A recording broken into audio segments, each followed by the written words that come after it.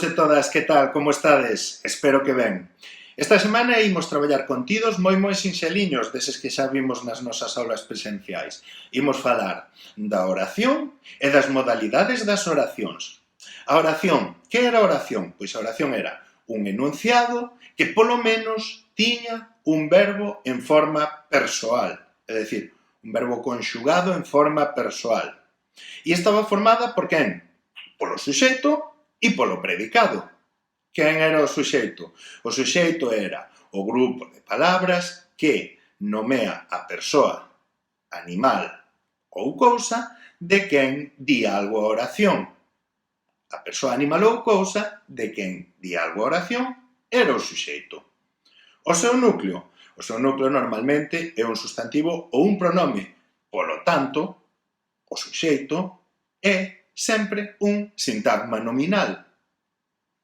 O predicado, que era o predicado? Pois era outro grupo de palabras, distinto do suxeito, que transmite o que se di do suxeito. O núcleo do predicado é sempre un verbo.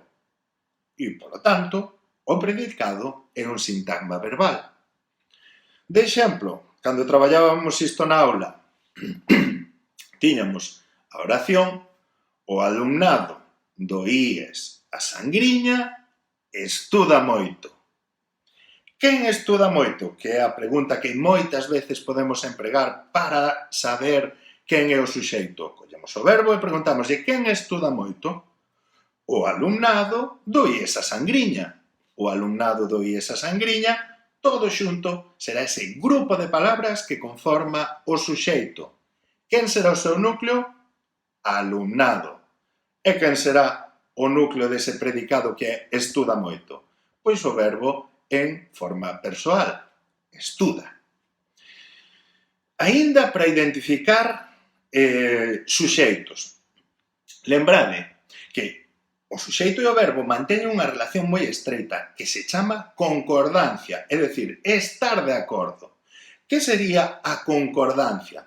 Pois que o suxeito e o verbo teñen o mesmo número e a mesma persoa, é dicir, concordan en número e persoa.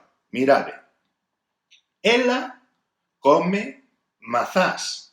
Estamos a falar en ela e en come, no pronome e no verbo, da terceira persoa do singular. A terceira de plural, por exemplo, do pronome sería elas, e a terceira de plural do verbo sería comen. Entón, ela come mazás. Non pode ser ela comen mazás ou elas come mazás, sí? Entón, o suxeito e o predicado, o suxeito e o verbo, sempre van concordar en número e persoa. Eu como mazás, primeira de singular. Nós comemos mazás, primeira de plural. Así, vémolo moi claro. Por que vos dicía que isto é importante para recoñecer un suxeito? Pensade en algunha dasquelas oracións que nos deron máis problemas durante as clases. É tan simple como o seguinte. Se eu collo unha oración e modifico o tempo verbal, se hai algún cambio, obrigado ao cambiar, desculpade, non o tempo verbal, o número ou persoa do verbo, se hai algún cambio nalgúna outra palabra, será que ese é o suxeito. Por exemplo, como vos poñía antes, ela comen mazás. Se poño come, elas, teño que cambiarlo, entón será elas comen mazás. Iso indícame que o suxeito é ela, porque cambiar de número ou persoa ao verbo me obriga a cambiar o suxeito tamén. Deixademe pensar un segundiño a ver se lembro algunha daquelas frases que nos deron máis problemas nas clases. Por exemplo, a meu irmán gústanlle moito os cómics de heróis. A veces resultábanos difícil identificar que cómics de heróis era o suxeito, porque nos parece que é aquilo que lle gusta. A meu irmán gústanlle moito os cómics de heróis. Pero, por exemplo, fixadevos que se eu, en vez de cómics de heróis, poño o cine, Xa non pode ser o verbo gustan. A meu irmán gústalle moito o cine. Se teño que actuar desta maneira sobre o verbo ou cambiar algunha das palabras, ou se o cambiar o verbo me obriga a cambiar algunha das palabras da oración, será que esa palabra concreta é o suxeito. Se tedes algunha dúbida, preguntadme, pero isto vese moi ben cos exercicios que vos deixo online. Facede este exercicio con todos eles. Comprobade a concordancia. Comprobade que se cambiades o verbo, este vai vos obrigar a cambiar en número e persoa outras palabras. En número se é un sustantivo e en persoa tamén se é un pronome. E desa maneira non teredes nunca problema ningún en identificar os suxeitos. Entón, dixemos que íamos falar tamén da modalidade. Pois, segundo a súa modalidade, as oracións poden ser enunciativas, interrogativas, exclamativas, dubitativas, desiderativas, imperativas ou de posibilidade. Enunciativas, interrogativas, exclamativas, dubitativas, desiderativas, imperativas ou de posibilidade. Entón, según o que nos transmite a oración, teremos un diferente modo como clasificada. Entón, que son as oracións enunciativas? As que enuncian, as que din algo, simplemente din. Entón, que son? Aquelas que presentan os feitos como reais. Por exemplo, María non estuda. Isto non vai por ningunha das Marías da nosa clase. Entón, María non estuda. Vedes que, ainda que haxa unha negación, está presentando o feito como real. Entón, a oración é enunciativa. Entón, as enunciativas poden ser afirmativas ou negativas. María estuda, María non estuda. Pero o que sí que tedes que ter claro é que nas enunciativas se presentan os feitos como reais. María non estuda. Interrogativas. Fan unha pregunta. Entón, xa non presentamos os feitos como reais. Non sabemos se son reais. Entón diremos, María estuda. As interrogativas levan ao final, habitualmente, cando son directas, o signo de interrogación. María estuda. As exclamativas. As exclamativas expresan sentimentos de sorpresa, de ledicia, de admiración. Entón vos imaginadevos que María antes non estudaba nada, pero agora sei que ela si o fai. Pois empregarei unha exclamativa para expresar a miña admiración, a miña sorpresa, a miña ledicia. E direi, María estuda! E estas levan ao final o signo de admiración. As dubitativas. As dubitativas son aquelas que expresan dúbida. Que é a dúbida? A falta de seguridade. Normalmente levan un adverbio. Por exemplo, quizáis. Entón, quizáis María estude.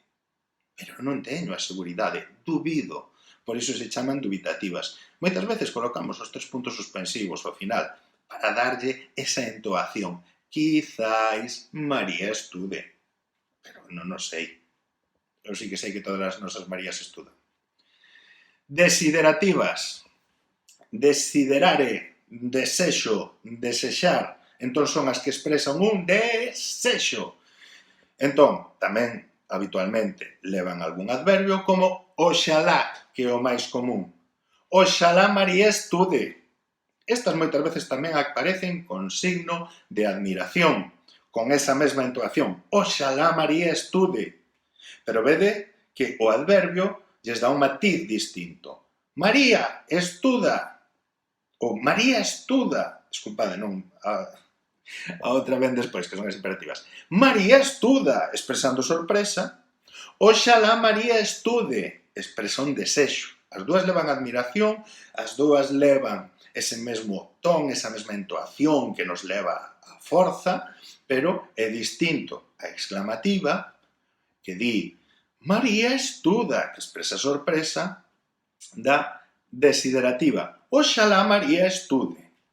E o que vos decía, tamén levan habitualmente a admiración. As imperativas expresan unha orde ou petición. Moitas veces tamén se escriben con admiración, pero dan ordes. Entón, María, estuda, ¿sí? Con admiración ao final. María, estuda.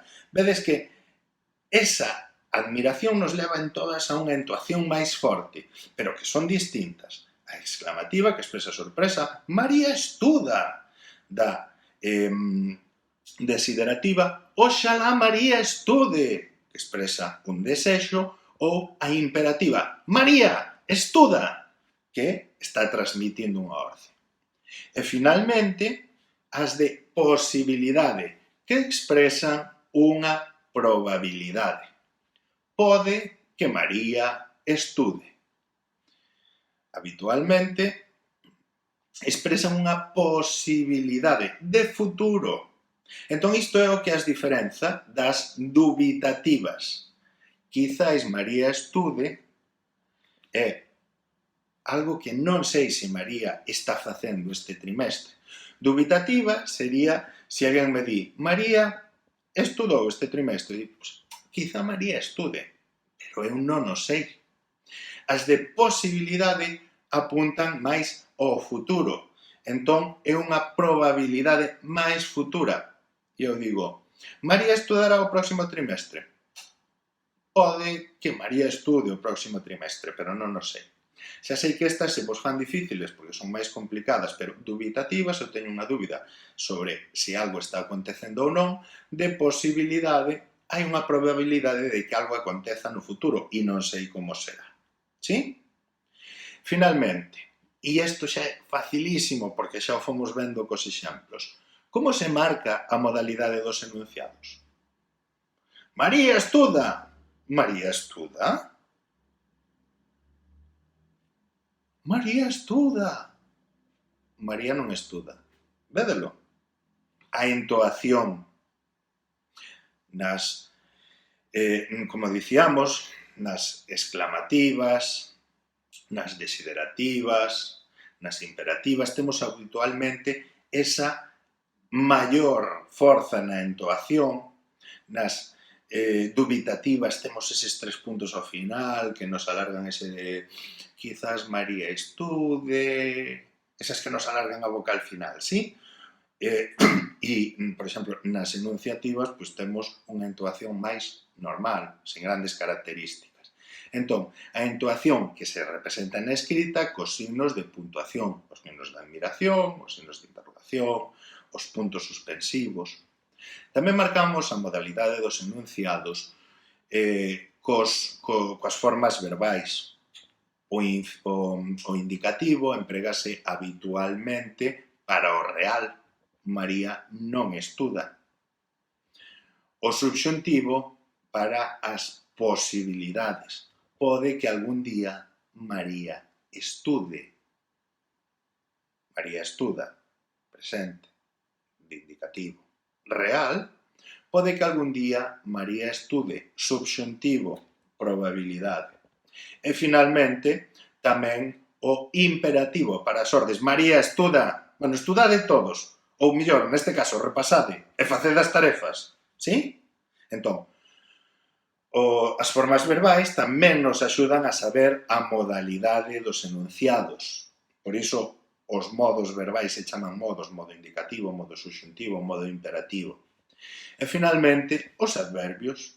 Vedes que falábamos en que había algunhas modalidades de oración, como as dubitativas, que se construen moitas veces con quizáis, ou as desiderativas, que se construen habitualmente con oxalá, obrigan a que haxa un determinado adverbio. ¿Sí? Entón, os adverbios afectan a modalidade das oracións.